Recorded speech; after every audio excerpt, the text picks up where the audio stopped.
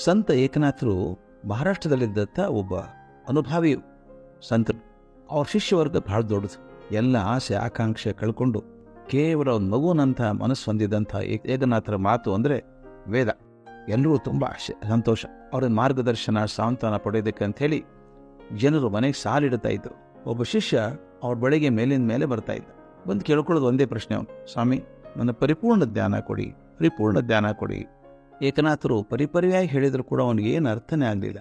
ಅದರ ಪ್ರಶ್ನೆ ಮಾಡೋದು ಬಿಡಲಿಲ್ಲ. ಕೆಲವರು ಹಂಗಿರ್ತಾರೆ, ಅವರಿಗೆ ಉತ್ತರ ಮುಖ್ಯ ಅಲ್ಲ, ತಮ್ಮ ಪ್ರಶ್ನೆನೇ ಮುಖ್ಯ. ಒಂದು ದಿನ ತೀರಾ ಬೆಳಗ್ಗೆ ಏಕನಾಥರ ಮನೆಗೆ ಆ ವ್ಯಕ್ತಿ ಬಂದ. ಅವ್ರ ಪಾದ ಹಿಡ್ಕೊಂಡು, ಸ್ವಾಮಿ ಇಂದ ನನ್ನ ಜ್ಞಾನದ ಮಾರ್ಗ ನೀವು ಕೊಡಲೇಬೇಕು, ಭಾಳ ಸಂಕಟ ಆಗ್ತಾ ಇದೆ, ನನಗೆ ಪರಿಪೂರ್ಣ ಜ್ಞಾನ ಸಿಗ್ತಾನೆ ಇಲ್ಲ ನನಗೆ. ಅವ್ರು, ಅಲ್ಲಪ್ಪ ಅಷ್ಟು ದಿನಗಳಿಂದ ನಾನು ಹೇಳ್ತಾನೆ ಇದ್ದೀನಲ್ಲ ನಿನಗೆ, ನಿನ್ನ ತಲೆಗೆ ಹೋಗ್ತಾ ಇಲ್ಲಲ್ಲ, ನಾನು ಹೇಳಿದ್ದನ್ನು ಜೀವನದಲ್ಲಿ ನಡೆಸಲ್ಲ, ನೀನು ಏನು ಮಾಡಲಿ ಅಂದ್ರೆ.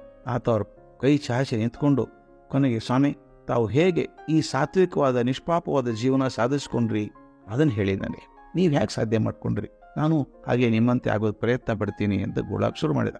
ಆಗ ಏಕನಾಥರು ಒಂದು ಹೊಸ ವಿಚಾರ ಹೊಳಿತು. ಅವರು ಕೈ ಚಾಚ್ಕೊಂಡು ನಿಂತ್ಕೊಂಡಿದ್ದಲ್ಲ, ಪಟ್ಟದ್ದು ಕೈ ಹಿಡ್ಕೊಂಡ್ರು. ಅದನ್ನು ದಿಟ್ಟಿಸಿ ನೋಡ್ತಾ, ಒಂದು ನಿಮಿಷ ಇರು ಮಾತಾಡ್ಬೇಡ, ಸುಮ್ಮನಿರು ಅಂದರು.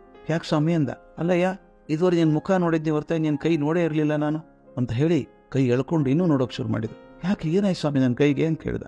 ಛೇ ಹಿಂಗಾಗಬಾರ್ದಾಗಿತ್ತಪ್ಪ, ಅದು ನಿನ್ನಂಥವನಿಗೆ ಆಗಬಾರ್ದಾಗಿತ್ತು ಅಂದರು. ಅವನಿಗೆ ಗಾಬರಿ. ಯಾಕೆ ಸ್ವಾಮಿ ಏನಾಗಿದೆ ನನ್ನ ಕೈಗೆ ಅಂತ ಕೇಳಿದ.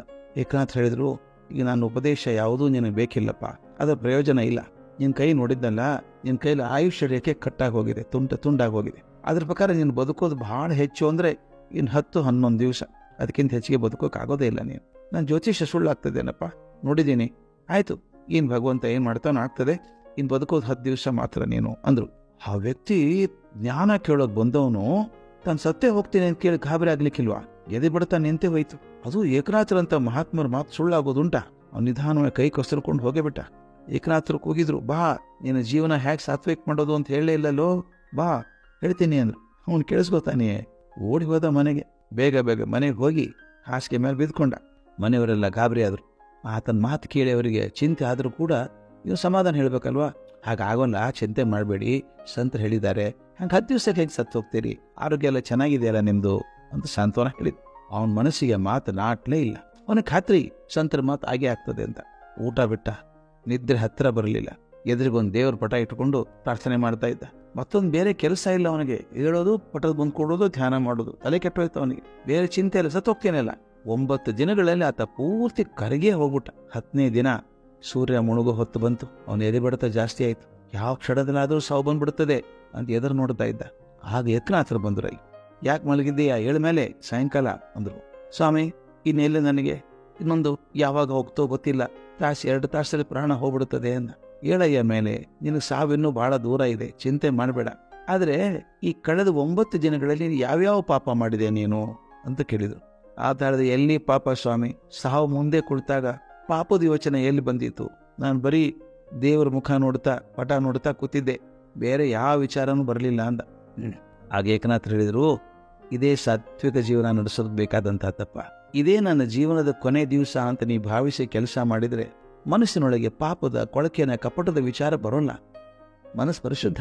ನಾನು ಇವತ್ತೇ ಸತ್ತೋಗ್ತೇನೆ ಅನ್ನೋದಾದರೆ ಯಾರ ಬಗ್ಗೆ ದ್ವೇಷ ಇದ್ದಿತ್ತು, ಯಾರ ಬಗ್ಗೆ ಮೋಸ ಮಾಡೋಕೆ ಮನಸ್ಸು ಬಂದಿತ್ತು, ಕೆಟ್ಟ ವಿಚಾರ ಬಂದೀತಾ, ಆಯ್ತಪ್ಪ ನಾನು ಮುಗಿತಲ್ಲ ಜೀವನ ಇನ್ಯಾಕೆ ಅಂತ ಇರ್ತೀಯಲ್ಲ. ಹಾಗೆ ಪರಿಶುದ್ಧವಾಗಿರುವಂಥ ಮನಸ್ಸು, ಅದನ್ನು ದಿನ ಮಾಡ್ಕೋಬೇಕು. ಬದುಕಿದ್ರೆ ಇದೇ ನನ್ನ ಜೀವನದ ಕೊನೆ ದಿನ ಅಂತ ಕೆಲಸ ಮಾಡಬೇಕು. ಬದುಕಿದ್ರೆ ಇವತ್ತೇ ನನ್ನ ಕೊನೆ ದಿನಾನು ಹಾಗೆ ಬದುಕಬೇಕು. ಆದರೆ ಕೆಲಸ ಮಾಡುವಾಗ ಅಯ್ಯೋ ನಾನು ಸತ್ತೇ ಹೋಗ್ತೇನೆ ಅಂತ ಕೆಲಸ ಮಾಡದೇ ಇರೋದಲ್ಲ, ನಾನು ಚಿರಂಜೀವಿ ಅನ್ನುವಂಥ ಕೆಲಸ ಮಾಡಬೇಕು. ಆದರೆ ಇವತ್ತೇ ನನ್ನ ಕೊನೆ ದಿವಸ ಅಂತ ತಿಳ್ಕೊಂಡು ನಿಷ್ಪಾಪವಾಗಿ ಬದುಕಬೇಕು. ಆಗ ಆತನಿಗೆ ಅರ್ಥ ಆಯಿತು, ನಿಷ್ಪಾಪ ಜೀವನ ಅಂದರೆ ಏನು. ಮತ್ತೊಬ್ಬರಿಗೆ ಮೋಸ ಮಾಡದೆ, ಚಿಂತೆ ಮಾಡದೆ, ಕೆಟ್ಟದನ್ನು ವಿಚಾರ ಮಾಡದೆ, ಎಷ್ಟು ಸಾಧ್ಯ ಇದೆಯೋ ಅದು ಮನುಷ್ಯನ ತೊಳಿತಾ ಇರಬೇಕು. ಅದನ್ನೇ ಬಸವಣ್ಣವ್ರು ಹೇಳಿದ್ದು ಅಂತರಂಗದ ಶುದ್ಧಿ ಅಂತ. ಬಹಿರಂಗ ಶುದ್ಧಿ ಹೆಂಗೋ ಮಾಡ್ಕೋಬಹುದು, ಸಾಬೂನು ಹಚ್ಕೊಂಡು ತಿತ್ಕೊಂಡ್ರೆ ಮೈ ಸ್ವಚ್ಛ ಆಗುತ್ತೆ. ಅದ್ರ ಒಳಗಿಂದ ಇದೆಯಲ್ಲ ಅದು ಅಂತರಂಗ ಶುದ್ಧಿ ಆಗಬೇಕು ಅನ್ನುವಂಥದ್ದು ಏಕನಾಥರ ಮಾತು ಯಾವಾಗಲೂ ನಮಗೆ ಸ್ವಲ್ಪ ಎಚ್ಚರವನ್ನು ಕೊಡುವಂಥ ಮಾತು.